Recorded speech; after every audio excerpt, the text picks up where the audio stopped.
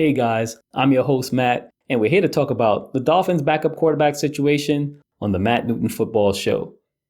Skylar Thompson started Sunday's game for the Miami Dolphins that resulted in a 24-10 loss to the Seattle Seahawks. And the Dolphins are now 1-2 and face a critical AFC matchup versus the 0-3 Tennessee Titans on Monday Night Football. And the Dolphins have to make critical decisions leading up to that game, namely who's going to be the starting quarterback for that Monday night contest. And at first you would think it would be Skylar Thompson, but he hurt his ribs versus the Seattle Seahawks, which caused him to miss the rest of the game and allowed Tim Boyle to come in and finish up the rest of the game in mop-up duty. So Mike McDaniel said that it's kind of up in the air as to whether Skylar Thompson will be available for that Monday night matchup. But if he's not, the Dolphins have to make a decision whether Tim Boyle or Tyler Snoop Huntley would be the best option for Monday night. And for my money, it would be Snoop Huntley without a doubt. He has the best ceiling of all the quarterbacks in the Dolphins roster right now because he has the ability to scramble and be mobile and get out the pocket and help the offensive line by getting out of the pocket and making unscripted plays to help in the passing game. And this is an element the Dolphins haven't had in a long time. And with Tua Tagovailoa, he's not really a mobile quarterback, but he helps the offensive line by getting rid of the ball quickly and not taking any big-time sacks in the pocket. That's how he helps the offensive line. Tyler Huntley could do something similar, not necessarily by getting rid of the ball quickly, because I'm not sure if that's his strength, but what he can do is buy some time in the pocket, make guys miss, and perhaps get out of the pocket to make unscripted plays. And, this is the best option for the Miami Dolphins, even though he was brought here within the last week. But the question is, why wasn't a competent backup quarterback brought in early in the offseason so that the Dolphins could have a chance to compete in the event that Tua Tagovailoa misses games?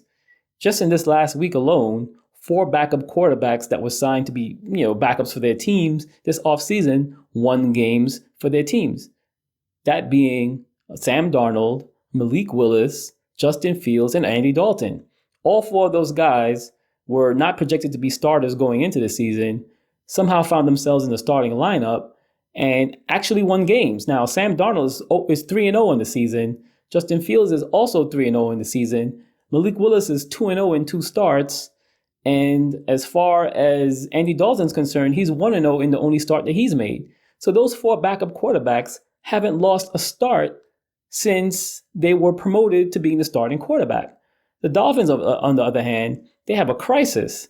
They don't know who's going to be the starting quarterback on Monday. And honestly, not enough guys on the team are really qualified to be a competent backup quarterback. You would expect a backup quarterback to have a certain amount of experience, perhaps started some previous games in the past, but the Dolphins thought they had that guy, Mike White. They cut him before the season began. That left them with just Skylar Thompson as a backup quarterback. They signed Tim Boyle to be the 3rd string quarterback. And then when Tua got hurt, they signed Tyler Snoop Huntley to be their 3rd quarterback. So the Dolphins really don't have a concrete plan on what to do with the backup quarterback situation. And it's really embarrassing at this point for the Dolphins to find themselves in this situation.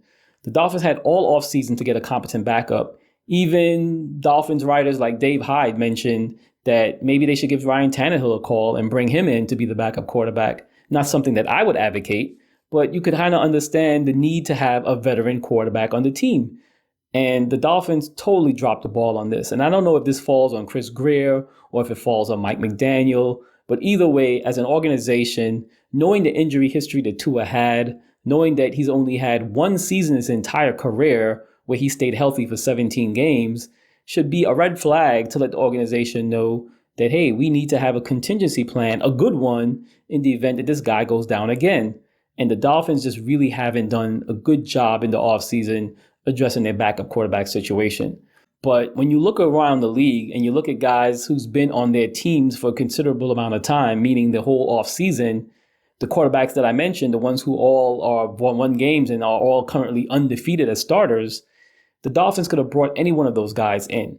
But the key is that all of those guys were with their teams for the entire offseason. When Bryce Young was ineffective, Panthers moved on to Andy Dalton.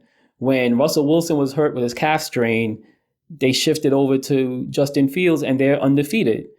When Jordan Love got hurt, Mike LaFleur was able to insert Malik Willis and they haven't lost a game. And if coaches around the league can win with their backup quarterbacks, and I'm not saying these quarterbacks are going to be starters who's going to win 10 plus games throughout the course of a season. I'm not saying that, but that's not typically the expectation.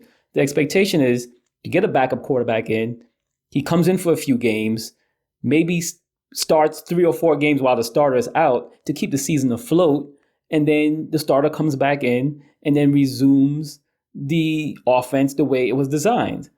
But the Dolphins, I mean, they really don't have any idea who's going to start on Monday, much less how they're going to keep the offense afloat with Tua being out. And keep in mind, even when Tua was in the game, when you look at the Dolphins' last 6 games of the regular season and the playoffs dating back to last year, the Dolphins haven't scored more than 23 points in that time period. And they've been averaging less than 14 points a game in that period. So the Dolphins offense wasn't even clicking with Tua in the lineup.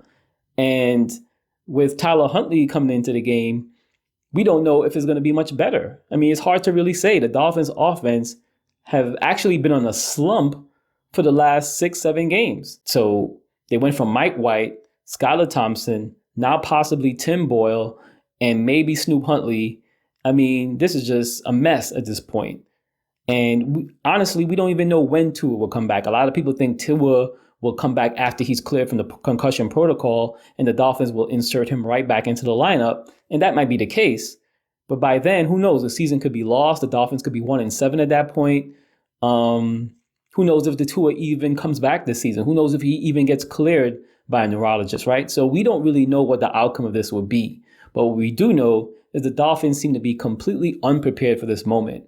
And that is really just a cardinal sin. When you look at what happened with the Jets last season when Aaron Rodgers went down, the Jets were in a similar situation. They had a bunch of backup quarterbacks coming in there trying to find somebody who can actually play, whether it was Zach Wilson or whether it was Tim Boyle or whether it was Streveler. They had all of these guys trying to, get these guys in the lineup to try to have some kind of consistent offense.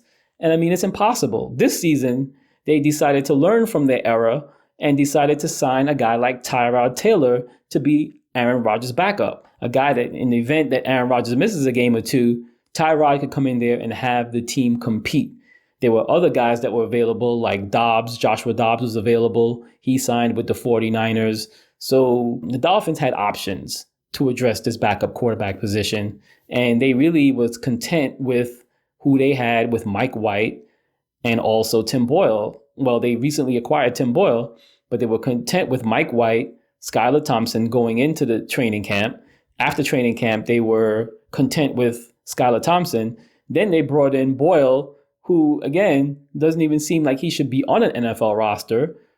And now they have Tyler Huntley, who's played well when Lamar Jackson was hurt.